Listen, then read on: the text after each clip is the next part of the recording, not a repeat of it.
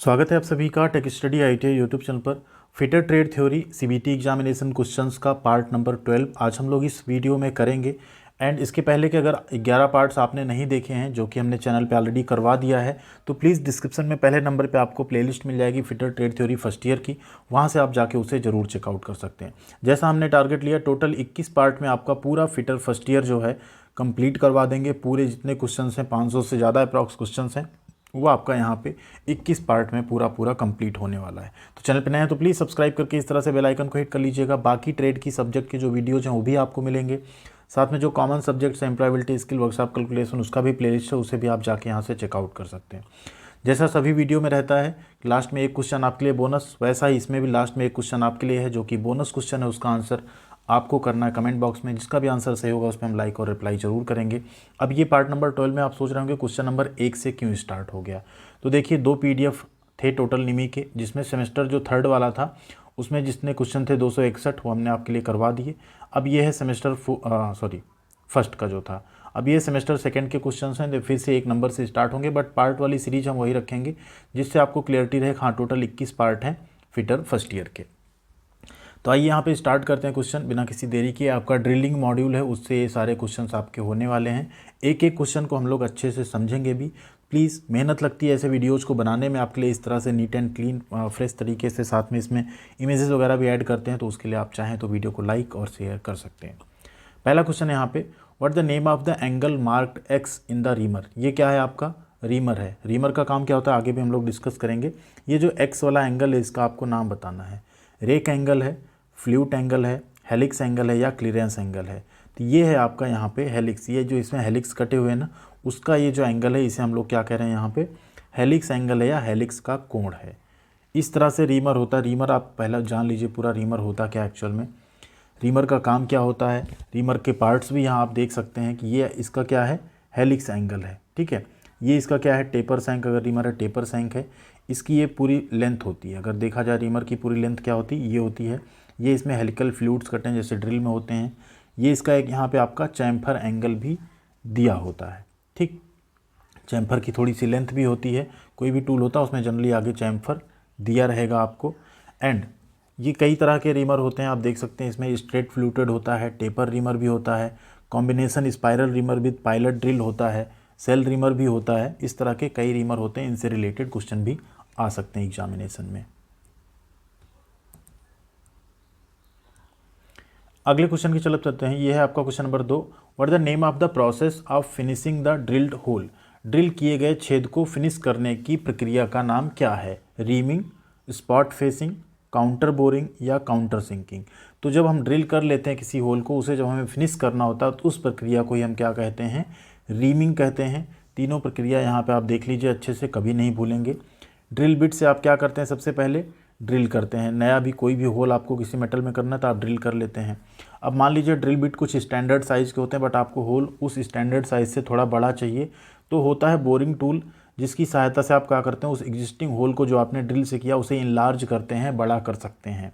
And third number पे आपका आता है रीमर, जो कि क्या करता है जो एग्जिस्टिंग होल है, चाहे वो ड्रिल का हो चाहे रीमर आपका बोरिंग का हो, उसे क्या करता है फिनिश करता है। फिनिशिंग, जिस तरह से फाइलिंग होती है वैसा ही काम यहाँ पे कुछ रीमर का होता है होल को फिनिश करने के लिए।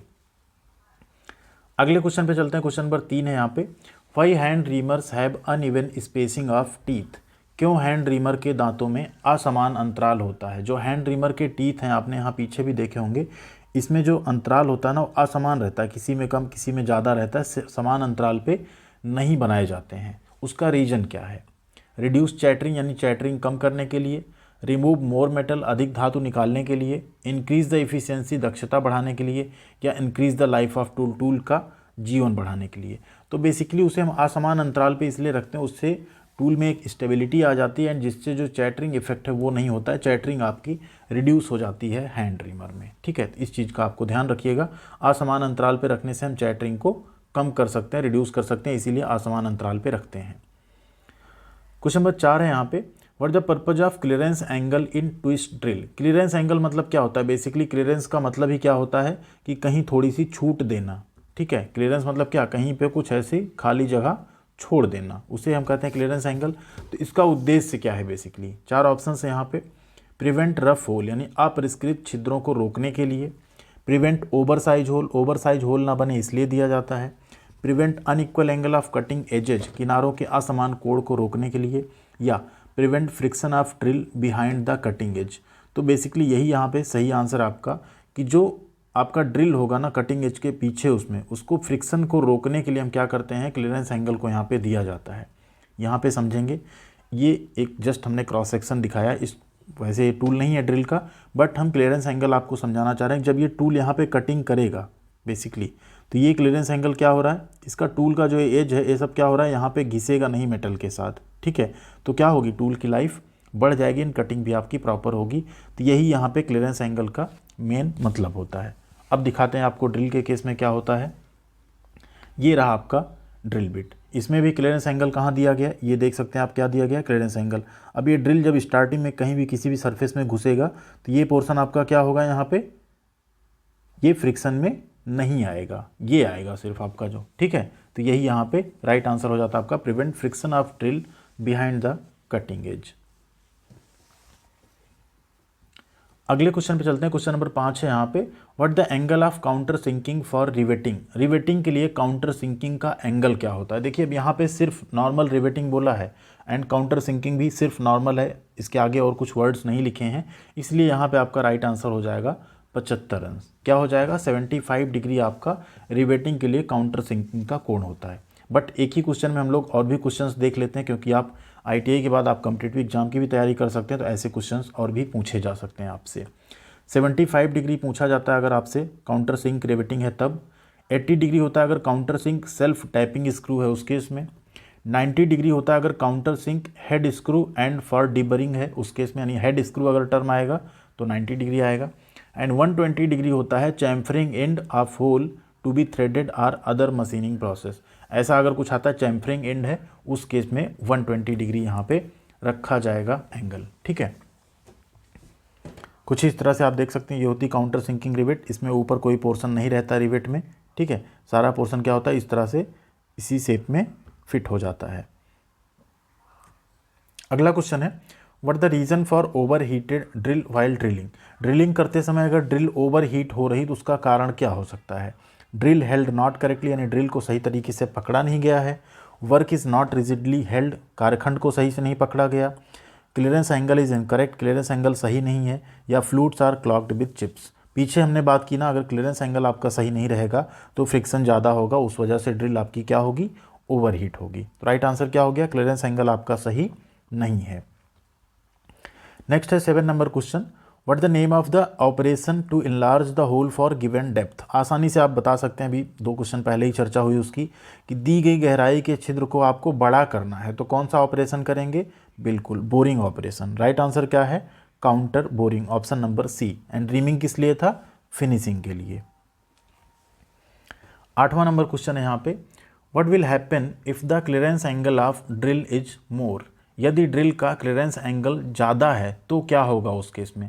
अब जैसे अभी क्या था, आप मान लीजिए यहाँ पे ड्रिल था, आपने क्लियरेंस एंगल इसका थोड़ा रखा था, लेकिन अगर बहुत ज़्यादा रख देंगे तो क्या होगा, तो आपका जो कटिंग एज है वो क्या हो जाएगा, कमज़ोर हो जाएगा। उसका ड्रिल का जो कटिंग एज है वही कमज़ोर हो जाएगा। तो क्लियरेंस एंगल बढ़ा के आप क्या करेंगे, ड्रिल को सुरक्षित रख के, ठीक है। तो यहाँ पे राइट आंसर क्या हो गया, ड्रिल का जो कटिंग एज है वो वीक हो जाएगा अगर हम क्लियरेंस एंगल को क्या करें, बढ़ा दें उस केस में। यहाँ आप देख सकते हैं, इस क्लियरेंस एंगल को हम क्या करें, बढ़ा दें, और तो क्या हो जाएगा, ये आपका जो इसका कटिंग एज है ना, ये आपका कमज़ोर पड़ जाएगा फिर दोनों।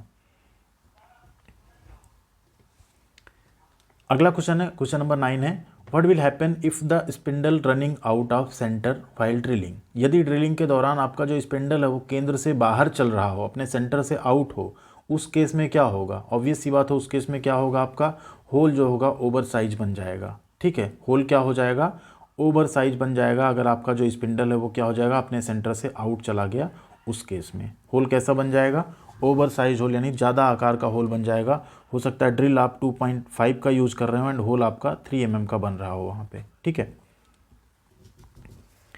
नेक्स्ट है question, what the name of the element marked as X of the thread. ये क्या है, आपका थ्रेड है, ठीक। इसमें एक्स पार्ट पूछा जा रहा है कि ये एक्स वाला पोर्शन क्या है। तो ये क्या होता है, इस पीक से पीक की दूरी को हम क्या कहते हैं, पिच कहते हैं। चाहे डेप्थ से डेप्थ आप ले लो, चाहे पीक से पीक, ठीक है, ये क्या होता है आपका, इसको हम लोग कहते हैं थ्रेड पिच। क्या है ये, थ्रेड पिच। राइट आंसर क्या है, ऑप्शन नंबर सी, पिच। अगला क्वेश्चन यहाँ पे देखेंगे, what A represents in grinding wheel specification 32A46H8V। एक ग्राइंडिंग व्हील है जिसके ऊपर ऐसा लिखा हुआ है, उसमें ए क्या दर्शाएगा। देखिए किसी के ऊपर कोई कोडिंग होती तो हर अक्षर का कुछ ना कुछ मतलब होता है, तो इसमें ए का मतलब यहाँ पे है टाइप ऑफ एब्रेसिव, मतलब जो ग्राइंडिंग व्हील है उसमें जो अपघर्षक है, एब्रेसिव मटेरियल जो लगा है वो किस तरह का है। यहाँ पे बाकी चीज़ों का मतलब भी देख लेते हैं, सिर्फ एक नहीं देखेंगे। अब यहाँ अगर बात करें तो जो शुरुआत की 2 डिजिट लिखी गई ए से पहले, वो मैन्युफैक्चर का अपना कुछ एब्रेसिव कोड होता है, ऑप्शनल होता है, दिया भी जा सकता, नहीं भी दिया जा सकता। ए का मतलब है टाइप ऑफ एब्रेसिव, ए लिखा है तो एल्यूमिनियम ऑक्साइड है, एस लिखा है तो सिलिकॉन कार्बाइड है, अगर इसकी यहाँ जेड लिखा रहेगा तो उसका मतलब है जिरकोनिया वहाँ पे यूज किया गया।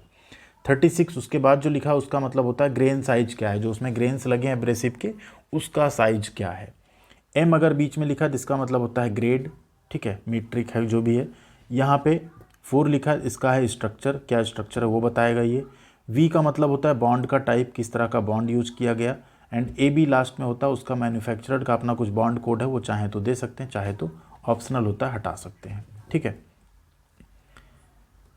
अगला क्वेश्चन है यहाँ पे 12 number, what is to be done after dressing the grinding wheel to run concentric. Dressing करते हैं, ठीक है, ग्राइंडिंग व्हील का, उसके बाद उसे कंसेंट्रिक चलाने के लिए क्या प्रोसेस करते हैं, उसका नाम क्या है। ट्रूइंग, ग्लेजिंग, लोडिंग या ड्रेसिंग।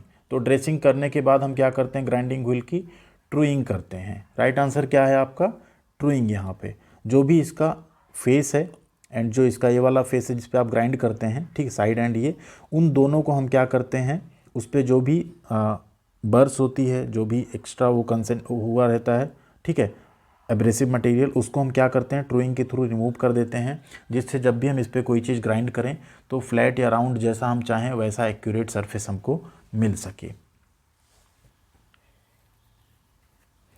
अगला क्वेश्चन है यहाँ पे 13 number, what the product obtained from blast furnace. Blast furnace से प्राप्त उत्पाद क्या है। तो ब्लास्ट फर्नेस में बेसिकली हम लोग क्या करते हैं, आयरन ओर, जो खदानों से लोहा निकलता है उसे हम वहाँ पे टॉप से चार्ज करते हैं, साथ में कोल, सिंटर, कोक, ये सब कुछ हम चार्ज करते हैं। एंड उसके बाद हमें जो फाइनल वहाँ से प्रोडक्ट मिलता है वो होता है आपका पिग आयरन, या जिसे हम कच्चा लोहा भी कहते हैं। क्या होता है, पिग आयरन होता है। पिग मीन्स यहाँ पे अशुद्ध है, एक तरह का ये अशुद्ध लोहा होता है, जिसे बाद में अलग अलग प्रोसेस से शुद्ध करके फिर अलग ग्रेड के लोहे या स्टील में कन्वर्ट किया जाता है। तो ब्लास्ट फर्नेस का उत्पाद क्या है आपका, पिग आयरन है।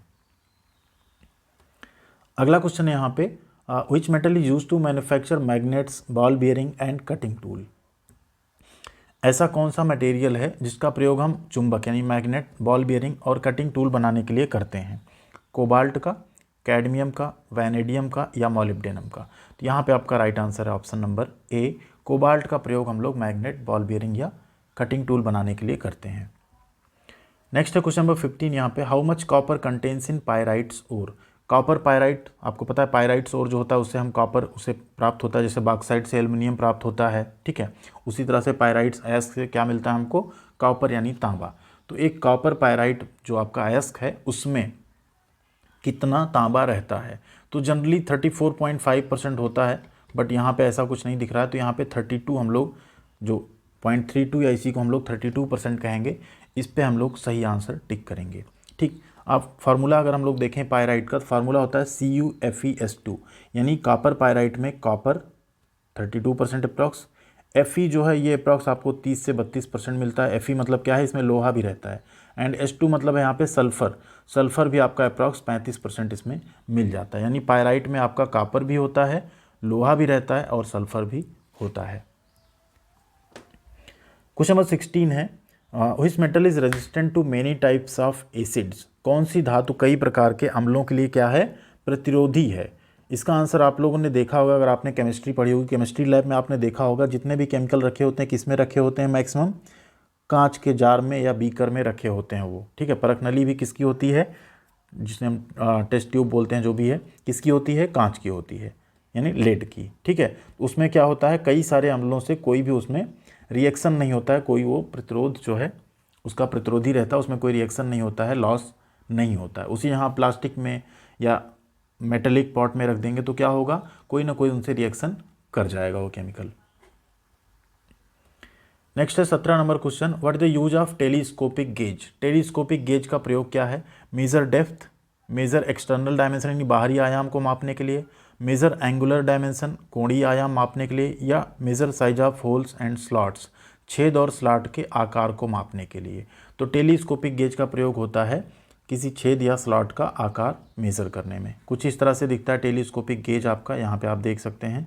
ठीक है, क्या मेज़र कर रहे हैं हम इसमें, साइज इसका, ये वर्क पीस है, यहाँ पे हम इससे मेज़र कर रहे हैं, ये आपका टेलीस्कोपिक गेज होता है।